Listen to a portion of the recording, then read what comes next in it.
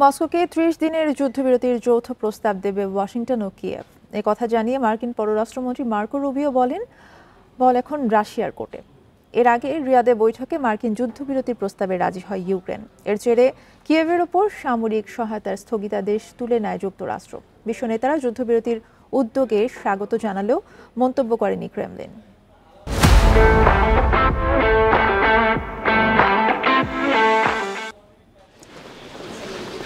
Saudi আরবে মঙ্গলবার ইউক্রেনের প্রতিনিধিদের সাথে বৈঠক করেন মার্কিন পররাষ্ট্রমন্ত্রী মার্কো রুবিও এবং জাতীয় নিরাপত্তা উপদেষ্টা মাইক ওয়ালজ। বৈঠকে রাশিয়ার সাথে ৩০ দিনের যুদ্ধবিরতির জন্য মার্কিন প্রস্তাব মেনে নেয় ইউক্রেন। প্রস্তাবটি এখন রাশিয়ার কাছে উত্থাপন করবেন মার্কো রুবিও। মস্কো এতে রাজি হবে বলে আশা তার। আশা করি রাশিয়াও এই প্রস্তাবে রাজি হবে। এতে গুলিবর্ষণ বন্ধ হবে, হত্যা বন্ধ হবে। তাছাড়া স্থায়ীভাবে যুদ্ধ শেষ করার বিষয়েও আলোচনা হবে। দুই পক্ষের স্বার্থ মাথায় রেখেই চুক্তি সম্পন্ন হবে।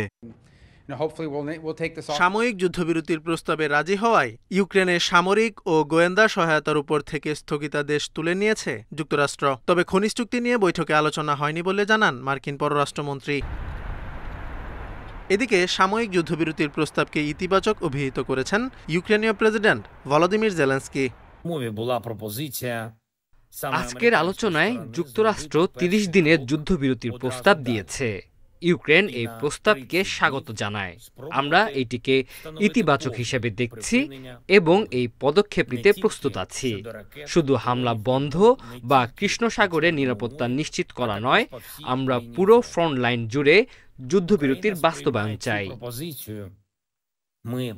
ইউরোপীয় কাউন্সিলের প্রেসিডেন্ট অ্যান্তনিও কস্তা, ইউরোপীয় কমিশনের president Ursula von der Leyen এবং পোল্যান্ডের প্রধানমন্ত্রী ডোনাল্ড টাস্ক যুক্তরাষ্ট্রের প্রস্তাবকে স্বাগত জানিয়েছে। তবে এখন পর্যন্ত এ বিষয়ে মন্তব্য করেনি রাশিয়া। এর আগে সাময়িক কোনো যুদ্ধবিরতির প্রস্তাব মেনে নেবে না বলে জানায় Moscow. Zobayer Hossain, Independent news.